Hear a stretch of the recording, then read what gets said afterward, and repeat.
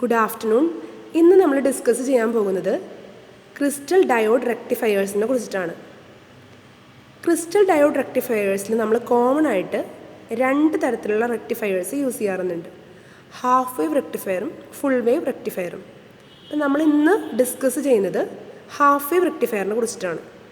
നമ്മൾ റെക്ടിഫിക്കേഷൻ എന്താണെന്ന് പഠിച്ചു. റെക്ടിഫിക്കേഷൻ എന്ന് പറഞ്ഞാൽ conversion of A C to D C. റെക്ടിഫയറിൽ നമ്മൾ എ സി സിഗ്നൽ കൊടുക്കുമ്പോൾ അതിന് രണ്ട് ഹാഫ് സൈക്കിൾസ് ഉണ്ട്. പോസിറ്റീവ് ഹാഫ് സൈക്കിളും നെഗറ്റീവ് ഹാഫ് സൈക്കിളും ഉണ്ട്. പോസിറ്റീവ് ഹാഫ് സൈക്കിളിൽ മാത്രമാണ് നമുക്ക് കറണ്ട് കണ്ടക്ഷൻ കിട്ടുക.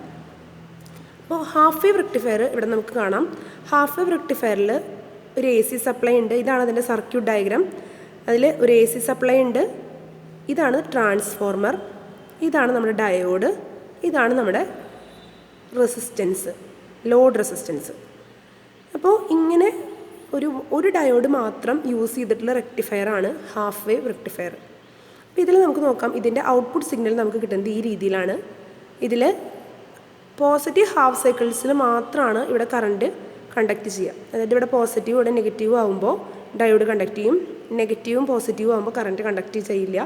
സോ ഇതിൽ പോസിറ്റീവ് ഹാഫ് സൈക്കിൾസിൽ മാത്രമാണ് റെക്ടിഫിക്കേഷൻ നടക്കുക, അല്ലെങ്കിൽ നമുക്ക് ഔട്ട്പുട്ട് കിട്ടുക. അതുകൊണ്ടാണ് നമ്മളിതിനെ ഹാഫ് വേവ് റെക്ടിഫയർ എന്ന് പറയുന്നത്.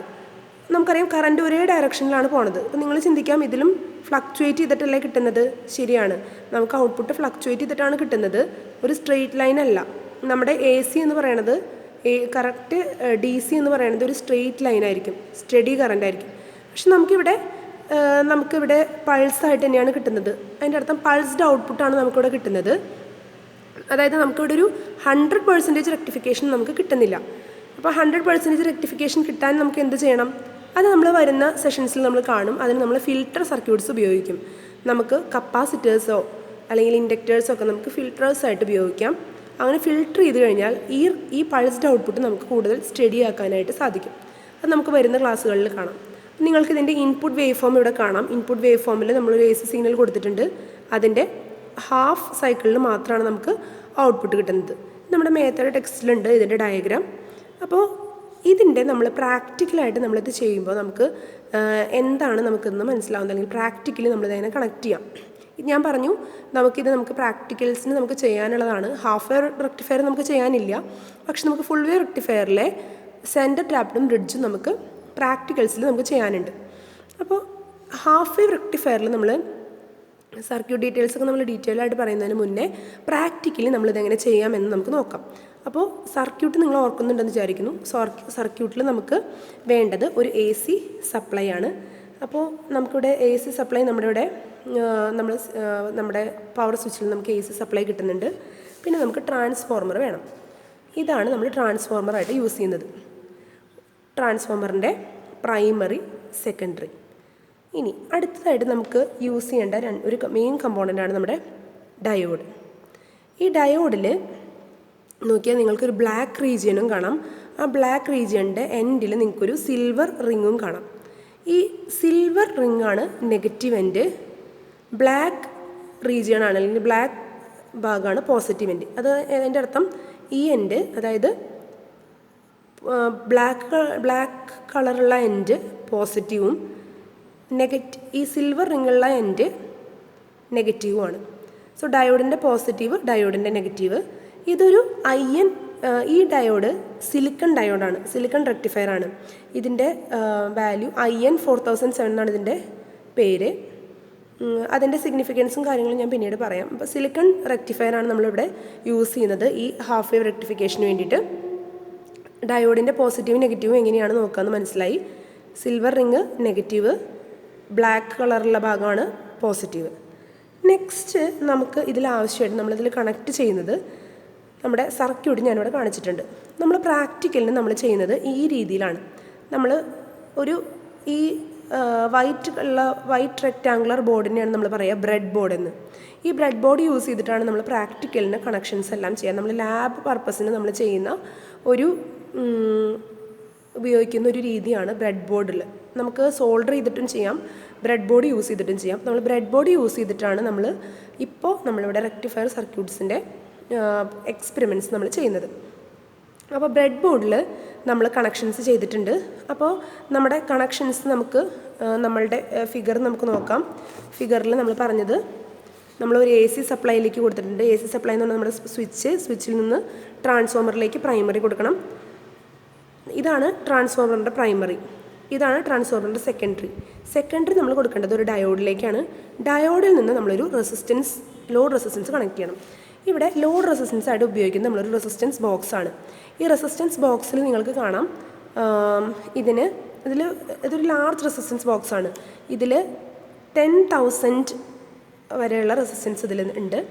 റെസിസ്റ്റൻസ് ബോക്സിൻ്റെ നിങ്ങൾ യൂസ് ചെയ്തിട്ടുണ്ടാവും, നമ്മുടെ നമ്മുടെ +2 നിങ്ങൾ യൂസ് ചെയ്തിട്ടുണ്ടായിരിക്കും. ഇതിൽ നമ്മൾ ഈ നോബ്സ് ഇൻസേർട്ട് ചെയ്യുമ്പോൾ റെസിസ്റ്റൻസ് കട്ടാവും. നോബ്സ് എടുക്കുമ്പോഴാണ് ഇതിൽ നിന്ന് റെസിസ്റ്റൻസ് ഈ സർക്യൂട്ടിൽ ഇൻക്ലൂഡഡ് ആവുന്നത്. എന്ന് പറഞ്ഞാൽ ഈ സർക്യൂട്ടിൽ ഞാനിവിടെ 500 ഓമിൻ്റെ കീ ഊരിയിട്ടുണ്ട്. ഇതിന് നമ്മൾ കീ എന്ന് പറയും. അപ്പോൾ കീ ഊരിയിട്ടുണ്ട്, അതിൻ്റെ അർത്ഥം 500 ഓം ആണ് ഇതിൽ ഈ സർക്യൂട്ടിൽ ഇൻക്ലൂഡ് ആയിരിക്കുന്ന റെസിസ്റ്റൻസ്.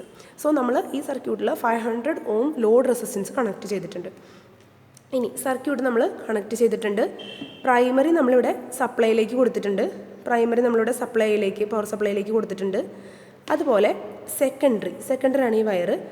സെക്കൻഡറിയിൽ നമ്മളിവിടെ 6 വോൾട്ടാണ് നമ്മൾ കൊടുത്തിരിക്കുന്നത്. സെക്കൻഡറി നമ്മൾ കണക്ട് ചെയ്തിരിക്കുന്നത് സെക്കൻഡറിയുടെ എൻഡ് നമ്മൾ ഡയോഡിലേക്ക് കണക്ട് ചെയ്തിട്ടുണ്ട്. ബ്രെഡ് ബോർഡ് യൂസ് ചെയ്യുന്ന രീതി ഞാൻ പിന്നീട് എക്സ്പ്ലെയിൻ ചെയ്യും നിങ്ങൾക്ക്. പ്രാക്ടിക്കൽ സെഷൻസ് തുടങ്ങുമ്പോൾ നമ്മൾ അതിൻ്റെ ഡീറ്റെയിൽഡ് ആയിട്ട് നിങ്ങൾ ബ്രെഡ് ബോർഡ് എങ്ങനെ യൂസ് ചെയ്യണം, കണക്ഷൻസ് എങ്ങനെ ചെയ്യണം എന്നൊക്കെ നമ്മൾ ഡീറ്റെയിൽ ആയിട്ട് പറയും. സോ നമ്മൾ ബ്രെഡ് ബോർഡിലേക്ക് നമ്മൾ സെക്കൻഡറി നമ്മൾ ഡയോഡിലേക്ക് കൊടുത്തു. ഡയോഡിൽ നിന്ന് നമ്മൾ ഈ വയർ നമ്മൾ റെസിസ്റ്റൻസ് ബോക്സിലേക്ക് കൊടുത്തു. അപ്പോൾ റെസിസ്റ്റൻസ് ബോക്സിലേക്ക് കൊടുക്കുമ്പോൾ നമ്മുടെ സർക്യൂട്ട് കംപ്ലീറ്റ് ആയി. ദെൻ നമ്മൾ നമ്മുടെ സർക്യൂട്ട് അനാലിസിസ് സ്റ്റാർട്ട് ചെയ്യണം. സർക്യൂട്ട് അനാലിസിസ് മീൻസ് നമ്മളിതിൽ മെഷർ ചെയ്യാൻ പോകുന്നത് നമുക്ക് എഫിഷ്യൻസി കാൽക്കുലേറ്റ് ചെയ്യാം, അതുപോലെ തന്നെ റിപ്പിൾ ഫാക്ടറും കാൽക്കുലേറ്റ് ചെയ്യാം. നമ്മളിപ്പോൾ ഇതിൽ റിപ്പിൾ ഫാക്ടർ എന്ന് പറയുന്നൊരു ടേമാണ് കാൽക്കുലേറ്റ് ചെയ്യാൻ പോകുന്നത്. എന്താണ് റിപ്പിൾ ഫാക്ടർ?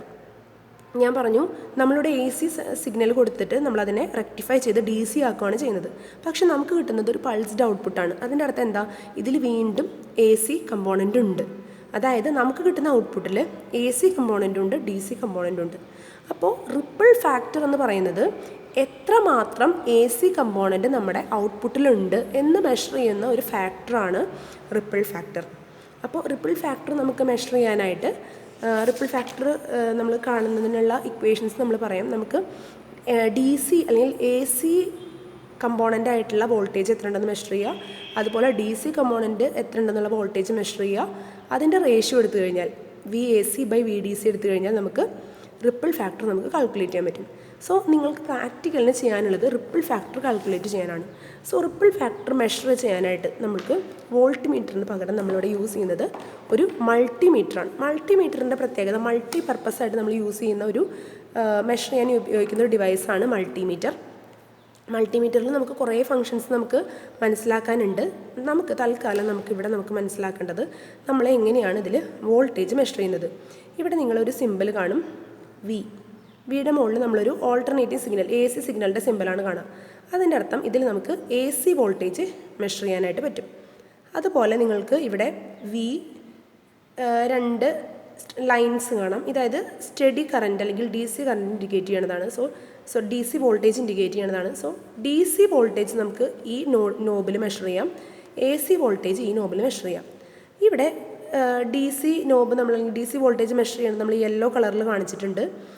200 മൈക്രോ വോൾട്ട് മുതൽ 200 മൈക്രോ വോൾട്ടിൻ്റെ റേഞ്ചിലുള്ള വാല്യൂസ് കിട്ടണമെങ്കിൽ നമ്മൾ ഇവിടേക്ക് ഇടണം. ഈ നോബും ഒരു ഏരോ കാണാം. ആ ഏരോ പോയിൻ്റ് ഇരിക്കുന്നതിൻ്റെ അവിടേക്ക് നമ്മൾ ഇട്ട് കഴിഞ്ഞാൽ നമുക്ക് ആ പർട്ടിക്കുലർ വോൾട്ടേജ് മെഷർ ചെയ്യാനായിട്ട് സാധിക്കും. ഇപ്പം ഞാൻ ഇട്ടിരിക്കുന്നത് ഈ നോബ് 20യിലാണ്. അതിൻ്റെ അർത്ഥം 20യുടെ റേഞ്ചിലുള്ള വോൾട്ടേജ് എനിക്ക് മെഷർ ചെയ്യാനായിട്ട് പറ്റും. ഞാനിപ്പോൾ DCയിലാണ് ഇട്ടിരിക്കുന്നത്. ഇനി എനിക്ക് ഈ നോബുകൾ തിരിച്ച് നമുക്കിതിനെ AC-യിലേക്ക് കൺവേർട്ട് ചെയ്യാം. അതുപോലെ നമ്മൾ ഇതിൻ്റെ ഔട്ട്പുട്ട് മെഷർ ചെയ്യുന്നത് ഈ രണ്ട് പ്രോബ്സ് ഉപയോഗിച്ചിട്ടാണ്. ഈ പ്രോബ്സിൽ വോൾട്ട് മീറ്ററിൻ്റെ പോസിറ്റീവ്, കോമൺ എന്ന് പറയുന്നത് നെഗറ്റീവാണ്. ഈ റെഡ് കാണുന്നതാണ് പോസിറ്റീവ് എൻഡ്, കോമൺ COM എന്ന് കാണിക്കുന്നതാണ് നെഗറ്റീവ് എൻഡ്. സോ ഞാനിത് വോൾട്ടേജ് മെഷർ ചെയ്യാനാണ് യൂസ് ചെയ്യുന്നത്, അതുകൊണ്ടാണ് വിയിൽ ഇട്ടിരിക്കുന്നത്. സോ ഈ പ്രോബ്സ് ഉപയോഗിച്ചിട്ട് എനിക്ക് മെഷർ ചെയ്യാം. പ്രോബ്സിൽ നോക്കാം, ഇത് നെഗറ്റീവും ഇത് പോസിറ്റീവാണ് ഉദ്ദേശിക്കുന്നത്. സോ നമുക്ക് ആദ്യം നമുക്ക് ഇതിലുള്ള എ സി കമ്പോണൻറ്റ് മെഷർ ചെയ്യാം. So A C component measure ചെയ്യാനായിട്ട് ഞാനിതിനെ എ സിയിലേക്ക് കണക്ട് ചെയ്തു. എ സി വോൾട്ടേജ് 20യിലേക്ക് ഞാനിതിനെ പോയിൻ്റ് ചെയ്തു. ഇനി നമുക്ക് ചെയ്യേണ്ടത്, നമുക്ക് ഈ രണ്ട് നോബ്സും നമ്മുടെ സർക്യൂട്ട് വെച്ച് കഴിഞ്ഞാൽ നമ്മൾ നേരത്തെ കണ്ടതാണ്, നമുക്ക് വോൾട്ടേജ് കിട്ടുക നമുക്ക് എങ്ങനെയാണ്, ഈ റെസിസ്റ്റൻസ് ലോഡ് റെസിസ്റ്റൻസിൻ്റെ അക്രോസ് ആണ് ഞാൻ ഔട്ട്പുട്ട് മെഷർ ചെയ്യുക. സോ ലോഡ് റെസിസ്റ്റൻസിൻ്റെ രണ്ട് നോബിൻ്റെ അക്രോസ് ഞാൻ മൾട്ടിമീറ്ററിൻ്റെ പ്രോബ്സ് പിടിച്ചു കഴിഞ്ഞാൽ എനിക്ക് എന്ത് കിട്ടും, ഔട്ട്പുട്ട് വോൾട്ടേജ് കാണാനായിട്ട് പറ്റും. അപ്പോൾ ഞാനിപ്പോൾ കാണുന്നത് A C component of output voltage ആണ്. സോ എ സി കമ്പോണൻറ്റ് കാണാനായിട്ട് ഞാൻ എ സിയിലിട്ടു. അതിനുശേഷം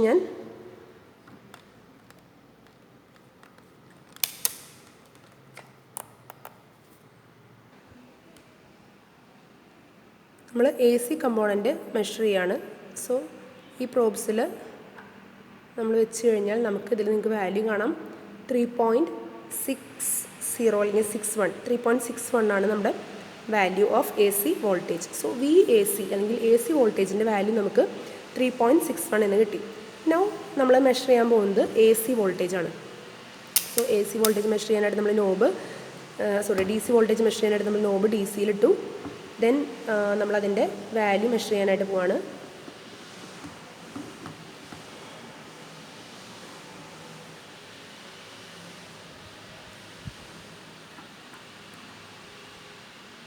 കാണാം 2.88. സോ 2.88 ആണ് നമ്മുടെ ഡി സി വാല്യൂ. അപ്പോൾ നിങ്ങൾക്ക് മെഷർ ചെയ്ത് കഴിയുമ്പോൾ അറിയാം എ സി വോൾട്ടേജിൻ്റെ വാല്യൂ 3.something ഡി സി വോൾട്ടേജിൻ്റെ വാല്യൂ 2.2 ആണ് കിട്ടിയത്. സോ റിപ്പിൾ ഫാക്ടർ എന്ന് പറയുന്നത് V A C by V D C.